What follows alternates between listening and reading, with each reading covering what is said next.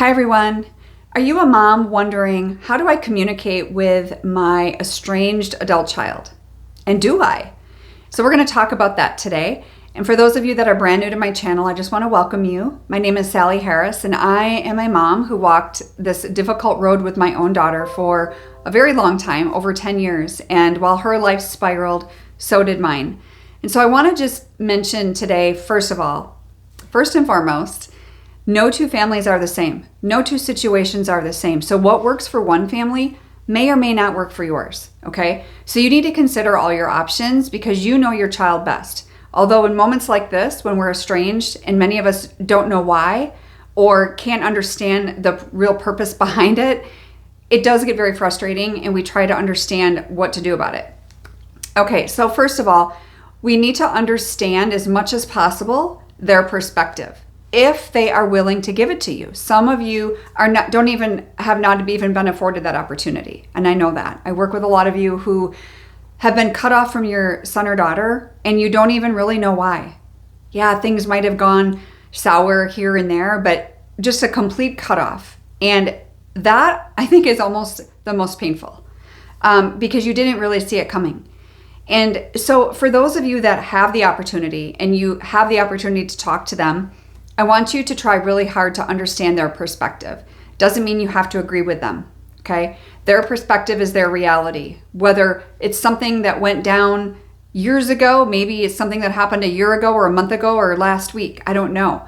But their emotions and their experiences are their own, whether it is making sense to you or not. If you have the opportunity to discuss the possible reasons for the estrangement, that is super helpful. Whether it's personal struggles of theirs, yours, personality, past conflicts, whatever it is. But if you have the opportunity, I encourage you to do a lot of listening. Doesn't mean it's going to solve the problem, but at least you're going to have a better idea of where they're coming from. And I would listen more than I talk. Yes, you need to have a chance to voice your opinion and your perspective too. But I want you to really try to listen as much as you can and try to understand where they're coming from.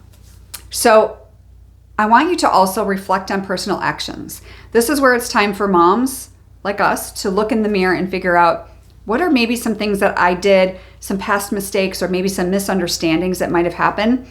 And when necessary, I'm not telling you to apologize for anything and everything that was ever done. But if there's something that you're like, yeah, I really could have done that better. I could have done that differently. I apologize. I apologize for my part in XYZ, right? There's nothing wrong with that. That takes strength and courage. And actually, it's time to also, humble ourselves when it comes to that. Acknowledging and apologizing when necessary. Because all of this is going to give you personal growth and positive changes in your own behavior. Because when we can apologize and we can own up to whatever that is huge. And plus we're setting the example that hopefully one day your son or daughter will do the same. The biggest part of estrangement though, a lot of moms will write letters. And I've helped a lot of you write those letters. Some of them have worked beautifully and some of them haven't. Again, the reason for that is because not every situation is the same. The reason for the estrangements are different. People are in a different space emotionally, right? But finding the healing for yourself as a mom and acceptance for where you are at right now. It doesn't mean that's going to be this way forever, but really finding acceptance, because when we don't find acceptance, you are going to probably not be able to get rid of your anxiety and your hurt and your pain.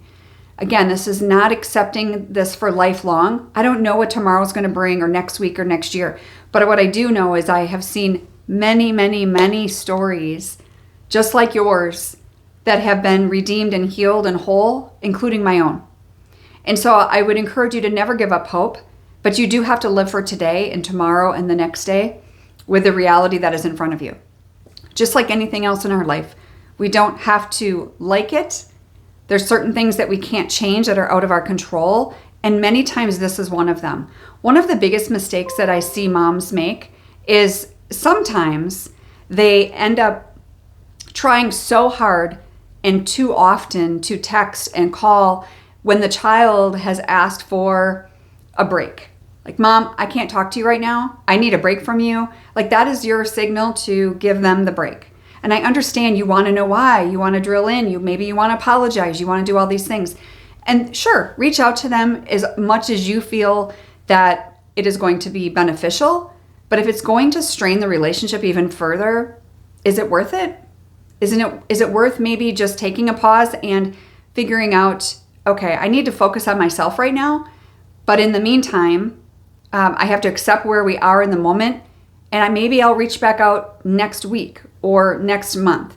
And some of you, the reach outs have been successful. Some of you, it's made it worse, right? Again, no two families are the same. And so please do not compare yourself and your family to another's, because like I said, we're dealing with different human beings, different personalities. So it's not fair to yourself to do that. So I encourage you not to. So I hope that helps you today. If you are someone who is still dealing with this, and you may have recently seen my live event that I talked about, I launched my new course called Struggle to Strength. We actually start this coming Wednesday. But if you are interested in that, I'm going to put the link below to the course, and it's called Struggle to Strength. And what I've done is I've taken the top most, the things that I've seen you and myself in my own experience struggle with the most, the things that hold us back in this estrangement or defiance relationship. Some of you are completely estranged. Some of you are just dealing with really bad relationship right now. Regardless of where you're at, this course is for you, because this is an opportunity for you to work through all of these things holding you back. And there is a live call component to it as well, where I will be meeting with you once a week on Zoom. So I hope that helps. If you have any questions, you can reach out to me, but you can check out the link below for the new course. Thanks. Bye-bye.